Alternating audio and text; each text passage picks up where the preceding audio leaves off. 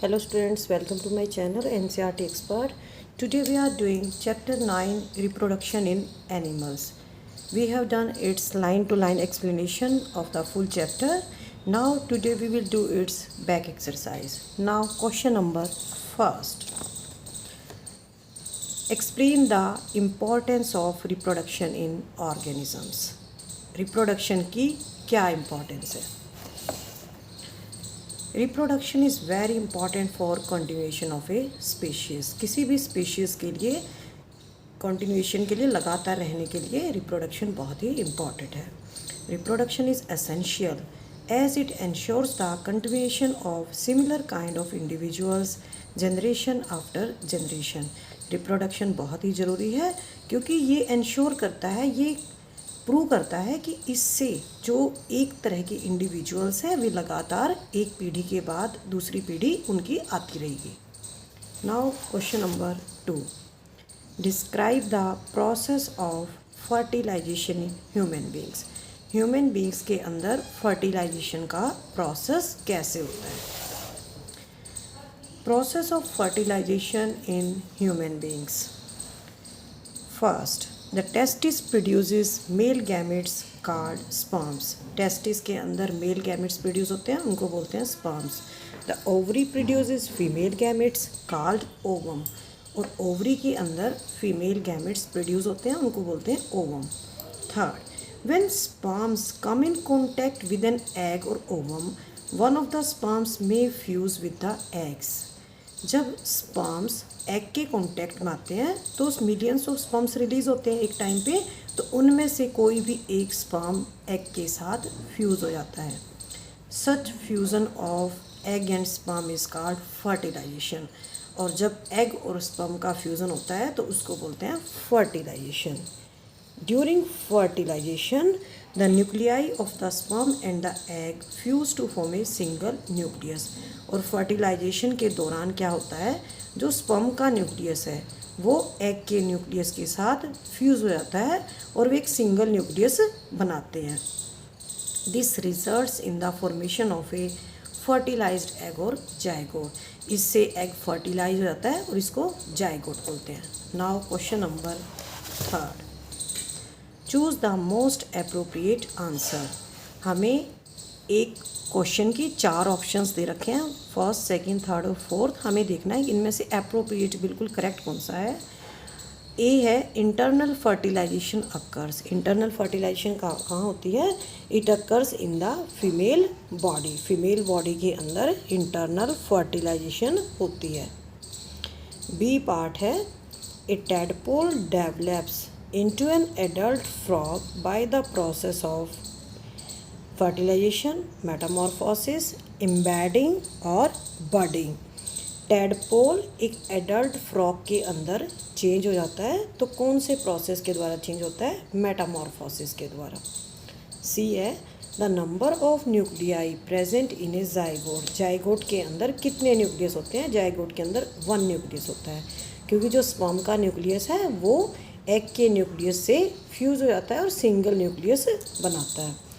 Now question number 4, indicate whether the following statements are true और false. हमें बताना है कि ये स्टेटमेंट हमारी ट्रू है या फॉल्स है।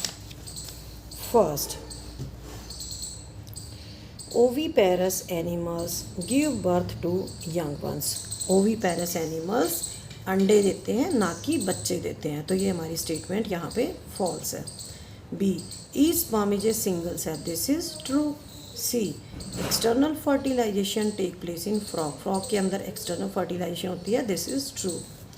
ए new human individual develops from a cell called gamete. एक नया इंडिविजुअल सेल से डेवलप होता है जिसको गैमेट बोलते हैं। This is false. A new human individual develops from a zygote. Egg laid after fertilization is made up of a single cell. Fertilization के बाद जो egg होता है उसके अंदर single cell होती है। This is true. Amoeba reproduces by budding. This is wrong. Amoeba reproduces by binary fission. fertilization is necessary even in asexual reproduction. This is false because fertilization is not necessary in asexual reproduction. Only a single parent is involved in asexual reproduction. Binary fission is a method of asexual reproduction. This is true. A zygote is formed as a result of fertilization. This is true. Fertilization के बाद zygote बनता है. This is true. Next, an embryo is made up of a single cell. No, this is false. An embryo is made up of a group of cells. Now question number 5. Give two differences between a zygote and a fetus. zygote और fetus के अंदर क्या क्या differences होते हैं? Zygote is formed by fusion of sperm and egg. zygote sperm और egg के fusion से बनता है. और fetus क्या है? It is a stage of the embryo in which all the body parts can be identified. ये एम्ब्रियो की स्टेज है जिसके अंदर बॉडी के सभी पार्ट्स आइडेंटिफाई कर सकते हैं. इसे बोलते हैं fetus. Zygote it is a single cell. Fetus it is multi cellular. Now question number 6. Define asexual reproduction and describe two methods of asexual reproduction in animals. हमें इसके अंदर asexual reproduction की डेफिनेशन देनी है. उसके बाद हमें कोई भी दो मेथड्स हमें डिस्क्राइब करने asexual reproduction के.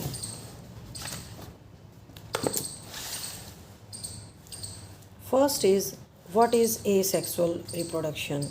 It is a type of reproduction in which only a single parent is involved. ऐसे रिप्रोडक्शन जिसके अंदर केवल एक सिंगल पेरेंट इन्वॉल्व होता है उसको बोलते हैं asexual reproduction. Now methods of reproduction. Methods of asexual reproduction are budding and binary fission. Budding किसके अंदर होती है? हाइड्रा के अंदर. New individuals develop from the buds. नए इंडिविजुअल्स बर्ड से बनते हैं. So this method of asexual reproduction is known as budding. इसलिए इस मेथड को बडिंग बोलते हैं. नेक्स्ट है binary fission. For example amoeba के अंदर होता है binary fission. It is A type of reproduction asexual reproduction in which an animal reproduces by dividing itself into two individuals.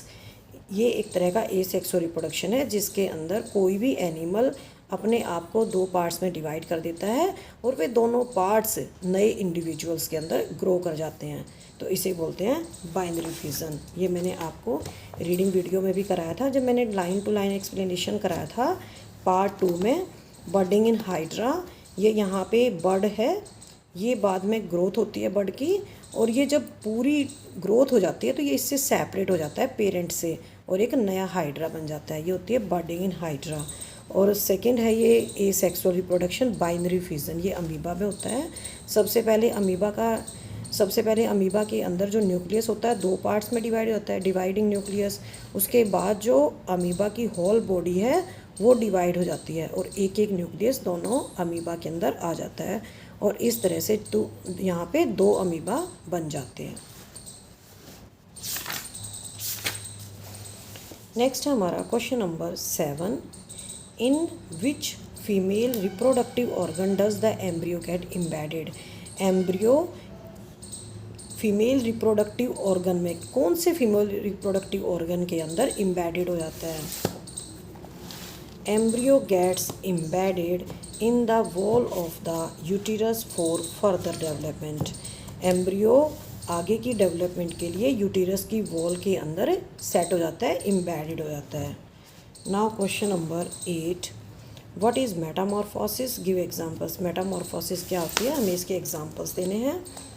First is what is Metamorphosis? The transformation of the larva into an adult through drastic changes is called Metamorphosis. Larva का adult के अंदर change होना और उसके दौरान उसके अंदर बहुत ज़्यादा एक्सट्रीम चेंज आते हैं, बहुत ज़्यादा चेंजेस आते हैं, इसको बोलते हैं मेटामॉर्फोसिस. एग्जांपल्स हैं कैटरपिलर और लार्वा बोल सकते हैं. Larva of silk moth looks very different from the adult silk moth. जो कैटरपिलर होता है सिल्क मोथ का वो बिल्कुल डिफरेंट दिखाई देता है. सिल्क मोथ लिखेंगे यहाँ पे, वॉर्म नहीं लिखेंगे. एडल्ट जो सिल्क मोथ होता है उससे कैटरपिलर बहुत ही डिफरेंट दिखाई देता है, but after metamorphosis larva changes into silk moth. Metamorphosis के बाद लार्वा सिल्क मोथ में चेंज होता है। सेकंड एग्जांपल है tadpoles also transform into adult frogs capable of jumping and swimming after metamorphosis. जो टैडपोल्स होते हैं वे भी एडल्ट फ्रॉग के अंदर कन्वर्ट हो जाते हैं और वे जंप कर सकते हैं और स्विम कर सकते हैं, लेकिन ये सब मेटामॉर्फोसिस के बाद ही होता है। जैसे यहाँ पे एक एग्जांपल दिया हुआ है फिगर के द्वारा, यहाँ पे शो किया हुआ है। यहाँ पे ये एडल्ट फ्रॉग है, एक्सटर्नल फर्टिलाइजेशन होती है फ्रॉग के अंदर। वाटर के अंदर फीमेल जो फ्रॉग होती है वो अंडे छोड़ देती है पानी के अंदर, और जो मेल फ्रॉग होता है उसके अंदर स्पर्म्स डिपॉजिट कर देता है। Eggs are fertilized by the sperms and after some time they change into early tadpole.